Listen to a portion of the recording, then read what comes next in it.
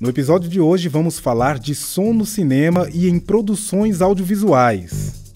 Hoje, como é digital, o editor de som ele já faz uma parte do trabalho de mixagem e o mixador ele termina.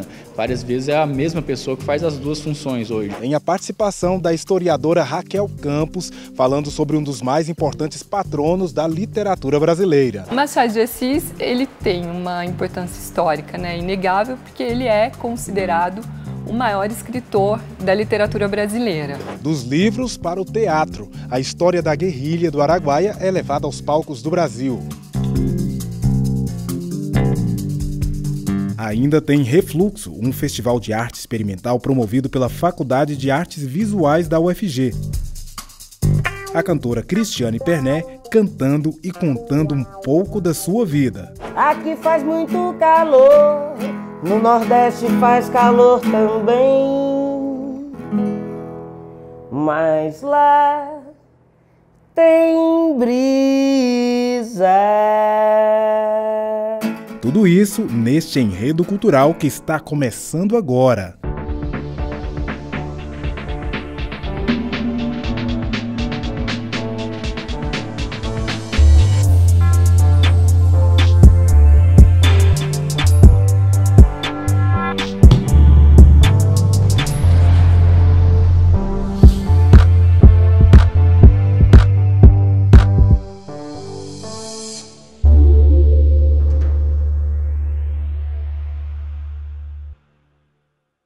O desafio de dominar um pigmento colorido, diluído em água sobre o papel para criar fascinantes imagens, faz da aquarela uma técnica admirada por muitos.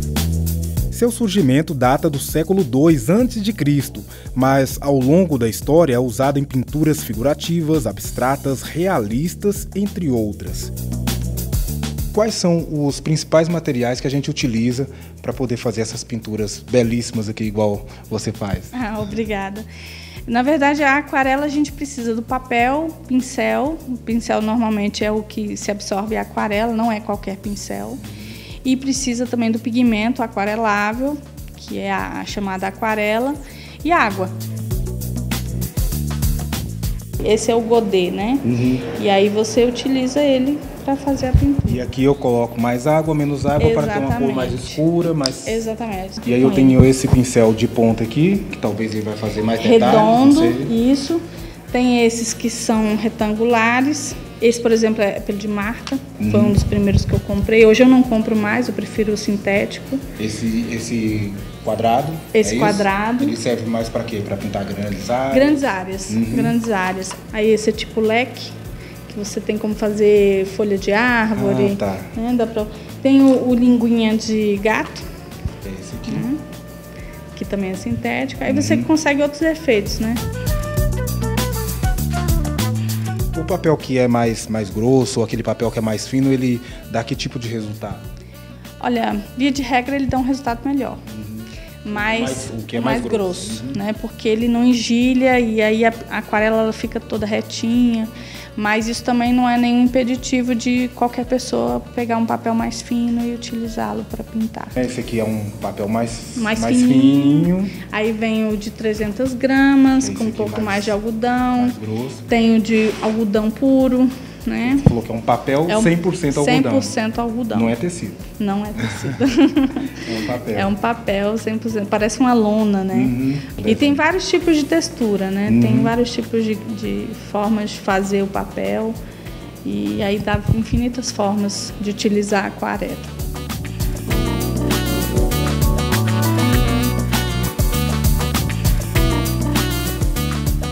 Cada pessoa tem um jeito de se apropriar de uma determinada técnica. Tem alguns que gostam mais da aquarela porque acham que ela é mais fácil, outros acham que outra técnica é mais fácil. Eu acho que a primeira forma é chegar, tentar se aproximar com a aquarela e vencer o medo de pincelar, né?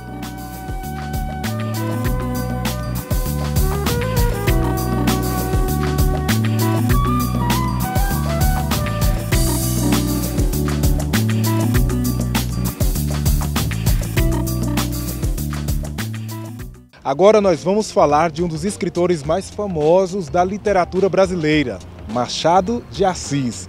Filho de pai negro e mãe portuguesa, primeiro presidente da Academia Brasileira de Letras e que tem uma obra que vai muito além dos romances.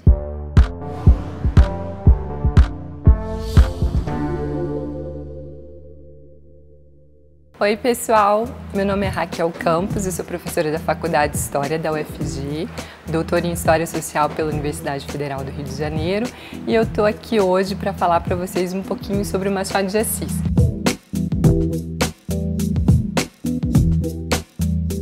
Bom, todo mundo já ouviu falar sobre Machado de Assis, sabe que Machado de Assis é um grande escritor brasileiro, né? Mas talvez nem todo mundo saiba que ele é um escritor do século XIX. Ele nasceu em 1839, né, em junho de 1839, de um pai mulato, uma mãe portuguesa, e ele vai seguir uma carreira das letras com uma ascensão que é uma excepcionalidade, né? Então ele escreveu teatro, poesia, praticou crítica literária, escreveu crônicas para os jornais, publicou contos e publicou romances também. Então Machado de Assis ele é um escritor que vai muito além das obras mais conhecidas dele. Do ponto de vista histórico, uma coisa que é interessante a gente discutir e analisar é justamente que o Machado ele foi sendo alçado a essa posição, né? Quer dizer, ele já teve um reconhecimento muito grande em vida, né? Não é à toa que ele se tornou o primeiro presidente da Academia Brasileira de Letras e ocupou esse posto até a sua morte, né? Então vitaliciamente. E é a partir da comemoração do centenário do nascimento do Machado, em 1939, por uma ação do Estado Novo também, né, que o Machado vai ser transformado no grande escritor nacional.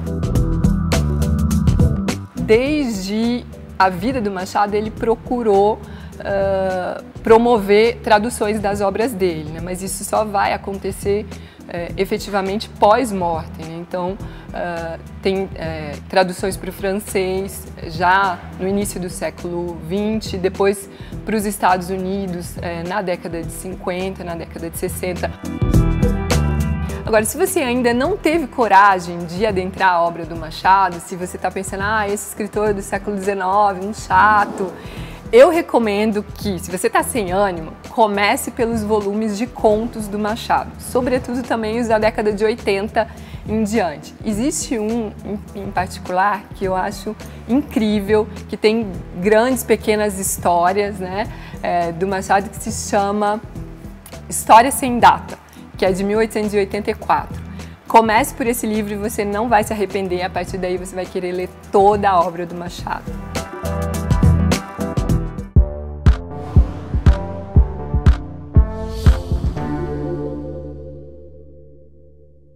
No próximo bloco, vamos ao BIS, um festival realizado em Goiânia e que fala do som do cinema. E ainda hoje tem jazz e a história de Cristiane Pernet. Na verdade, eu não vejo música como um trabalho. Não assim um trabalho formal, vamos dizer assim, né? É o meu trabalho, mas é uma coisa que também me diverte muito, é uma coisa que me dá muito prazer.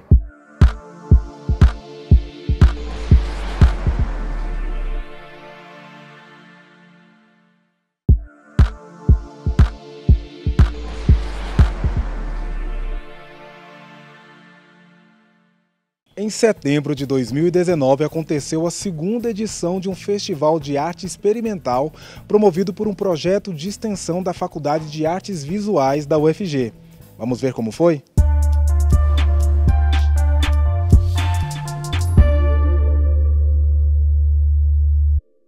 Meu nome é Juliano Moraes, sou artista plástico, professor da FAV, UFG, coordenador do Refluxo e gostaria de conversar com vocês um pouquinho sobre o festival. O Refluxo é um festival experimental que visa ser um grande ponto de encontro de artistas de todas as áreas, de todas as possibilidades para discutir a linguagem, os extremos da linguagem e a arte como exercício extremo da liberdade. A primeira edição aconteceu em 2016 a partir de uma prática pedagógica que surgiu dentro de sala de aula, que reunimos eu e os alunos para fazer um festival, lembrando os festivais dos anos 60. Eu me chamo Carolina Cruvinel Santos, sou formada na UFG em Artes Visuais e estive no primeiro Refluxo em 2016. Interessante perceber como o festival cresceu consideravelmente. Na primeira edição nós tivemos poucas inscrições e só inscrições de Goiás, e esse ano nós já tivemos algumas inscrições de fora do estado e inscrições também internacionais de videoarte. Tem alguns convidados, então nós temos artistas famosos como Daniel Acosta, ou como Ricardo Basbaum, que já esteve na Bienal de Veneza, na Documenta de Castro, como também temos alunos da FAV que ainda estão em processo de formação. Esse festival contribuiu para mim na minha formação profissional enquanto artista, justamente em perceber como é organizar um evento de arte, assim, o que é preciso, onde vai ser, qual o espaço, com quem eu preciso falar. Então são desde coisas muito sutis, como a ficha técnica de um trabalho e como eu vou colocar essa ficha técnica à comissão de seleção. Então a gente cria uma rede de conexões com outros artistas e também pessoas da própria cidade aqui de Goiânia, profissionais que a gente às vezes nem imagina que atuam para um festival de arte, uma exposição de arte acontecer. Ele ao mesmo tempo é uma prática educativa e um exercício criativo de artistas, de produção, de expografia. Então ele funciona o Refluxo dentro da UFG, dentro da FAV, como formação de mediação, formação crítica e formação de processos criativos.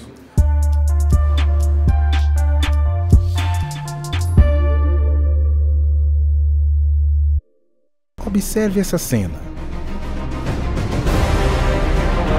Outra vez.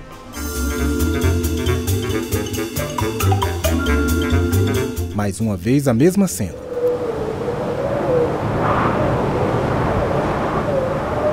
Diferentes sensações criadas basicamente pelo som que acompanhava a cena. Isso e muito mais foi discutido durante o BIS, um festival que trata do som no cinema. A gente vive num momento onde parece ser muito fácil captar imagens. E qual é a importância do som dentro desse contexto? Olha, eu diria que a importância do som é total. A gente acaba não percebendo tudo que o som traz pra gente, mas a nossa percepção ela é audiovisual, então ela parte do áudio. Uma coisa que a gente vê muito em filmes de suspense e de terror é, por exemplo, gotas d'água. Se você tirar isso, a imagem muitas vezes conta outra coisa ou não conta nada do que o diretor gostaria. As novas tecnologias, elas impactaram na produção cinematográfica e de vídeos audiovisuais? Total. Desde enfim, fantasia da Disney até hoje, sempre as novas tecnologias impactam tanto na venda do produto, porque estamos vendendo agora o Surround, agora vão vender o Dolby Atmos, mas impacta também na produção. Por exemplo, na realidade virtual, como você vai captar o som para a realidade virtual? Tem uma técnica envolvida nisso. A realidade virtual ela está hoje em dois principais produtos. Um é game e o outro é um produto comercial. Então, por exemplo, a Volkswagen está criando uma concessionária que é em realidade virtual. As pessoas vão entrar na concessionária, vão colocar o óculos e vão comprar o carro. Obviamente tem um test drive. E o test drive, uma das coisas que o amante de automobilismo gosta é do som do veículo. Então tem que captar o som de cada um daqueles veículos, colocar dentro do surround para a pessoa entender. Quem são esses novos profissionais que surgem com as novas tecnologias? Bueno, yo pienso más que los nuevos profesionales, creo que hay un cambio en las funciones, ¿no? Digamos que antes existían editores de sonido y después todo ese trabajo se pasaba al mezclador. Y ahora todo es un poco un conjunto, ¿no? Uno acaba haciendo un poco de todo. Las nuevas tecnologías complejizan mucho el trabajo, ¿no?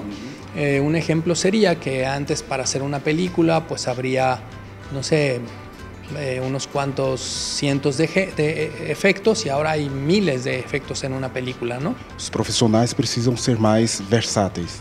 Sin duda, sin duda. Ahora no basta con saber hacer sonido directo, por ejemplo, ¿no? Ahora los sonidistas que hacen sonido directo también son editores de diálogos, también editan ambientes, ¿no? Y los editores de sonido también son editores y son mezcladores. Vamos para mais um rápido intervalo e daqui a pouco o assunto é Guerrilha do Araguaia. E no próximo bloco, eu, Cristiane Perné, vou estar falando com vocês.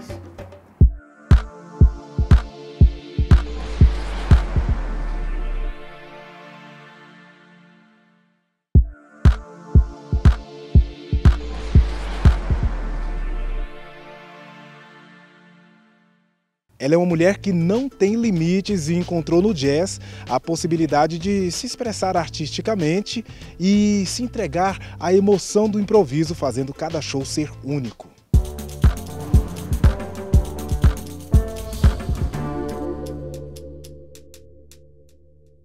Meu nome é Cristiane Perné, eu sou cantora, compositora, nascida, crescida, criada em Goiânia. E adoro muito o que eu faço.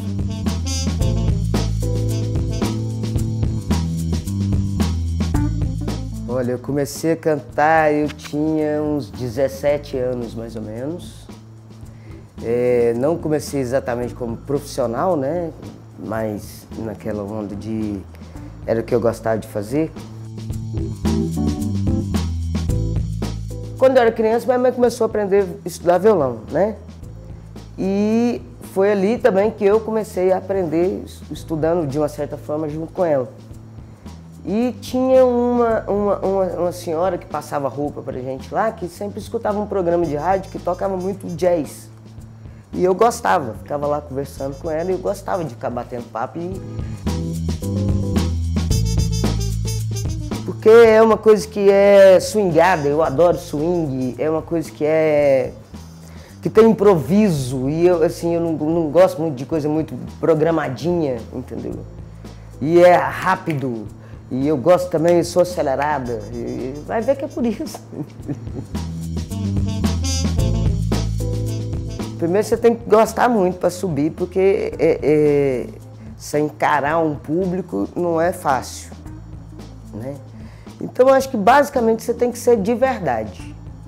Você tem que estar fazendo uma coisa que você acredita e que, de uma certa forma, te engrandece, que te faz sentir bem e o fundamental é que você passe esse bem-estar que você está sentindo para as pessoas que estão assistindo.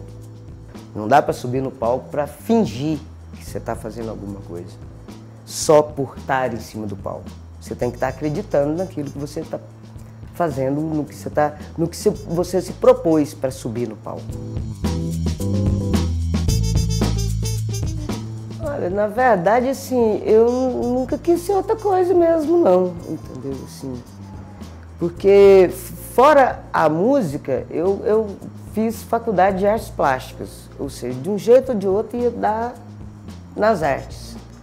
Na vida a gente tem que tentar seguir aquilo que a gente gosta de fazer, aquilo que dá prazer pra gente fazer. Vamos viver no Nordeste, deixarei aqui meus amigos, meus livros, minhas riquezas, minha vergonha. Deixarás aqui tua filha, tua avó, teu marido, teu amante. Aqui faz muito calor, no Nordeste faz calor também, mas lá tem brisa.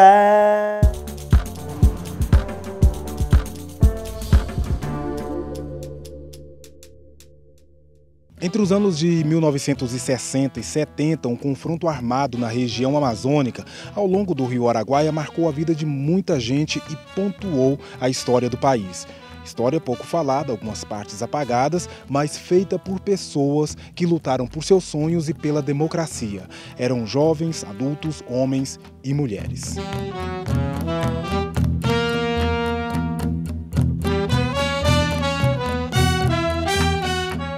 espetáculo ele fala sobre a guerrilha do Araguaia, através da história de 12 mulheres. Quem são essas mulheres dessa história?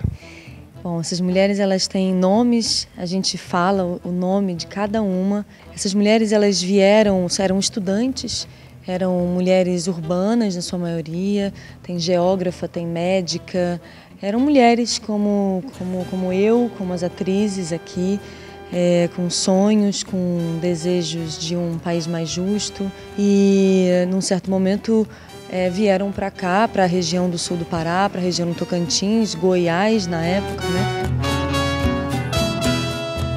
Mafalda, quem são essas mulheres que estão em cena e como vocês, né, em cena, procuram representar a história dessas 12 mulheres que fizeram história? Nós somos em 6 atrizes. A Gabriela, que é a idealizadora, desde o começo ela quis convidar mulheres de lugares diferentes, de idades diferentes, porque as guerrilheiras elas eram cada um de um lugar diferente. Vocês foram lá para a região para poder fazer um processo de pesquisa, uma imersão mesmo, né? A gente indo para a terra, a gente traz o testemunho. Então a gente traz o testemunho desses corpos desaparecidos, a gente traz o testemunho do rio, a gente traz o testemunho da terra que foi violentada e que para nossa peça ela é um personagem fundamental também. E a nossa história de cada um mesmo, né? Tá aqui também. E como foi esse processo, né, de busca dessas histórias, né, e de resgate dessas memórias? Foi um processo de cavar a terra, foi um processo de tirar alguns véus que nos são impostos, principalmente quando a gente mora no sul, no sudeste, né, longe da realidade amazônica.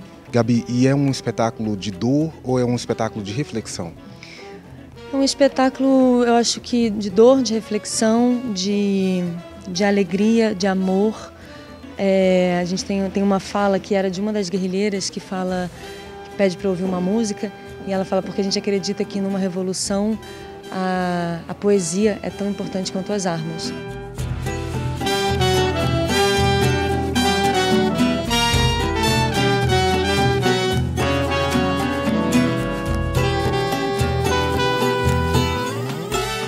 Hoje ficamos por aqui, mas na próxima semana estamos de volta com um enredo cultural inédito para você. Enquanto isso, estamos no site e nas redes sociais da TV UFG. Até a próxima. Tchau, tchau.